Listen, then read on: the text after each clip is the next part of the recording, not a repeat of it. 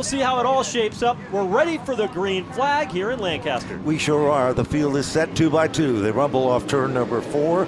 Ladies and gentlemen, headed to the green. The New Way Auto Parts 150 is fired up for the NASCAR Whelen Modified Tour. And it is Ron Silk, and it looks like already the inside lane is seemingly the way to go. Meanwhile, Jake Johnson dives to the bottom. Joe off turn number 4. It is Jake Johnson who's found the slot on the inside lane. Will it pay off? He moves into seconds. They did not have a lot of practice due to the weather conditions and the rain. There's the car that brought out the caution. It is car number 72, Andrew Spurback out of Niagara Falls, driving the Proform parts machine. He gets it fired back up, and it should be a very quick caution as they check out the racing surface and things to go. His dad had a lot of laps on this particular racetrack, and his dad told him he's got to be aggressive and up on the wheel from the beginning. All of a sudden, we've got a second caution coming out. It is for car number 10.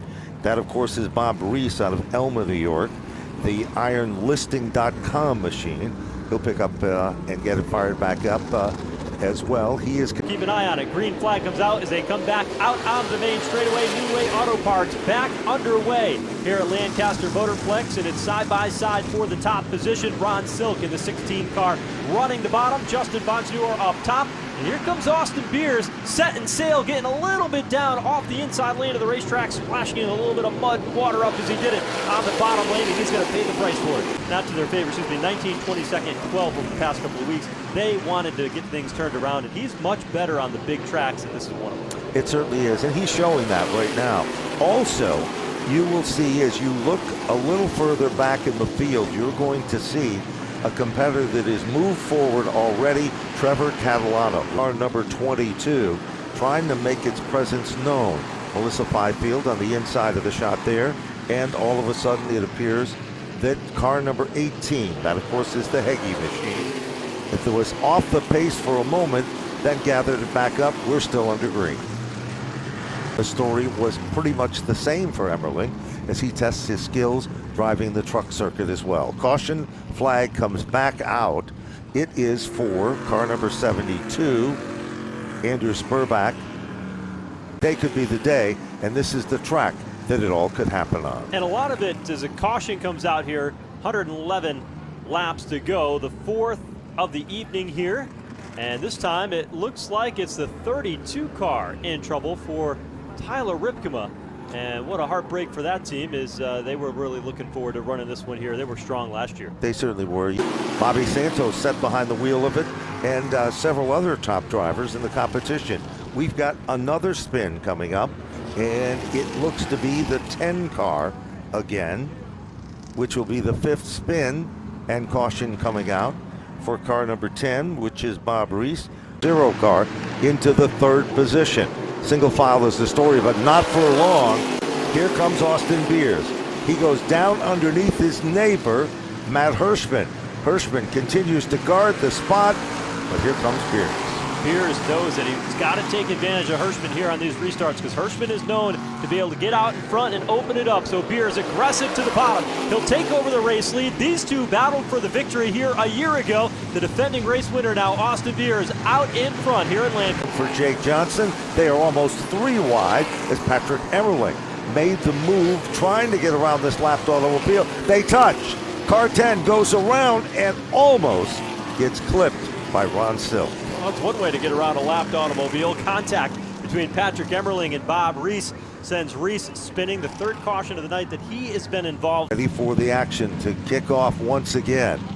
This time, a pair of Bonsignors in the front row. Will Kyle have enough giddy up? Spins the tires just a bit. Justin maintains the lead. Here comes Ron Silk, bottom shot, car number 16. But while that's been happening, Kyle Bonsignor tests the waters, and Joey doesn't want to stay out there for long. Some contact was made. Looks like we've got another caution. Dry in the outside lane. Here comes the number 1 car. Beers is in trouble as Lutz goes around.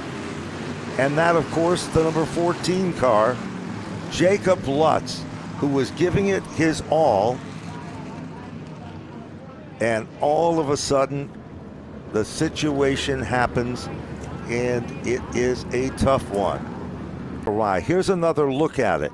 Look at Beers going to the inside. The two come together, and Lutz spins off the racetrack to the bottom, down in the loose stuff, stops it. Well, does make a little contact there. Beers is able to get away. A couple of times with some solid runs inside the top 5 several times here this season. He's up on the front row as we get to the final third of the New Way Auto Parts 150.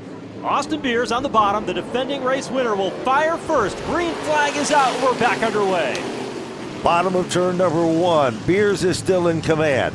Emmerling is digging hard in the outside. We haven't seen anybody able to make it stick in the outside lane. Look at Catalano. He's moved to the inside of Jankowiak.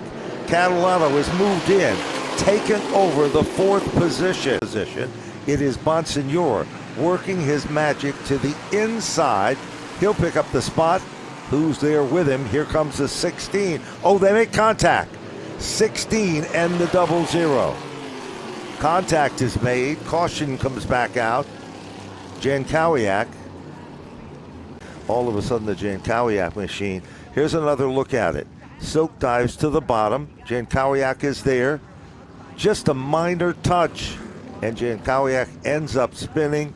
Does a good job of keeping the back end off the wall.